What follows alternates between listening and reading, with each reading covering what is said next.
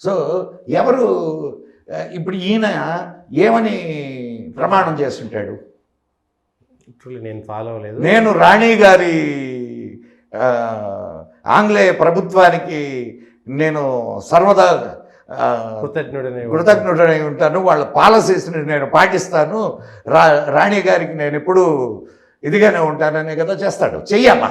అవును, obedient to British అట్లా చేసి ఉంటారు. అయితే అట్లా చేస్తుంటాడు. మరి అట్లా చేసిన వ్యక్తి సరే అదే ఓకే. దాని తర్వాత 3 ఏళ్ళు ఈ దేశాన్ని వైస్రాయ్ ఎవరు? స్వాతంత్ర్యం ప్రకటించిన తర్వాత, స్వాతంత్ర్యం అని నేను అనలే కానీ నేను అధికార బదిలీ అంట. వాళ్ళు రాసింది కూడా అదే, అధికార బదిలీ అనే, ట్రాన్స్ఫర్ ఆఫ్ పవర్. సో ఎవరు దీన్ని పరిపాలించారు? 3 సంవత్సరాలు వైస్రాయ్ ఉన్నాడు ఇక్కడ. Lord mount బాటన్.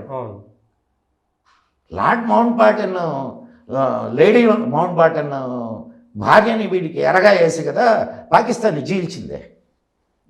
పెద్ద ఆరోపణ ఏంది? చరిత్ర చెప్తున్న సత్యం.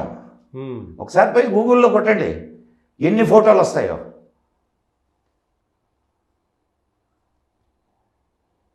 పెద్ద ఆరోపణ కాదు సార్, ఇట్ ఈస్ ట్రూ.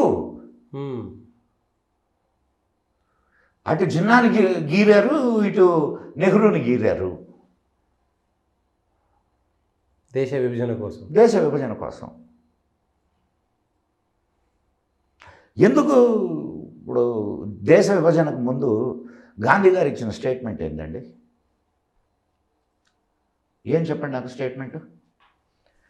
నా శవం మీదనే భారతదేశం 2 ముక్కలు కావాలా. బాగా ఫేమస్ స్టేట్మెంట్ ఇది. ఆయన శవము గాల 2 ముక్కలు అయింది. కారణం మరి ఎందుకు అడ్డుకోలేకపోయారు? గాంధీ చెప్తే అందరూ ఎవరు అడుగుతారు? అప్పుడుకున్న హిందూ మహాసభను నిర్వీర్యం చేశారు. అండ్ అప్పుడు కాస్త పేట్రియాటిక్ ఇది ఉన్నటువంటి నాయకులు ఎవరైతే ఉన్నారో వాళ్ళందరి నోళ్ళు ముయించారు. నోరు ముయ్యని నాయకుల్ని చంపేస్తున్నారు.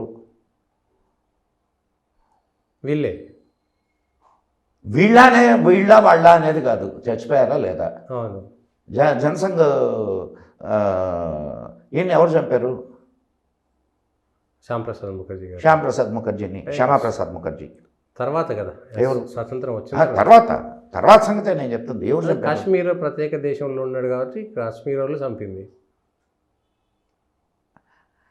కాశ్మీరు సరే, ప్రధాని అధ్యక్షుడో లేకపోతే ఎవడో ముఖ్యమంత్రో ఎవడండి?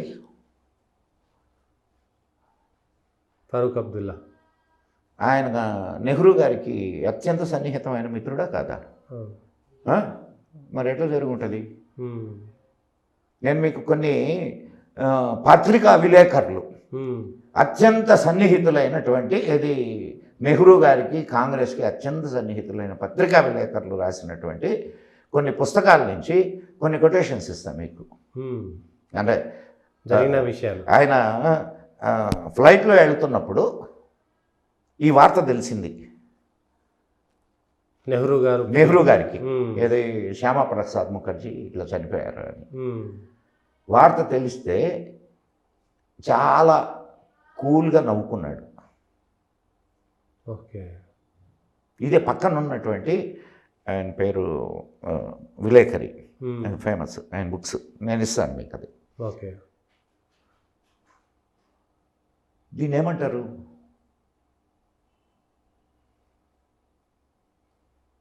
సరే ఓకే, సోమనాథ మందిరానికి ఎవరు అడ్డుపడ్డారండి?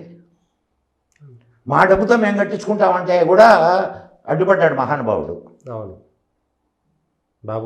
బాబు రాజేంద్ర ప్రసాద్ని నువ్వు వెళ్ళడానికి లేదని మాట్లాడాడు. అవును, రామ మందిరానికి ఎవరు అడ్డుపడ్డాడు? కేకే నాయర్ పేరు ఎప్పుడైనా విన్నారా? అవును, కేకే నాయరు తర్వాత బీజేపీలో చేరి గెలిచాడు ఆ ఏరియా నుంచి.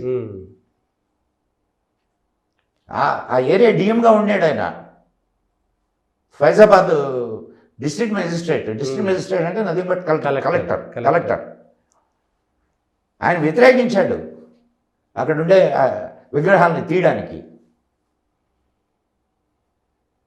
ఆయన వల్లనే అయోధ్య ఇంకా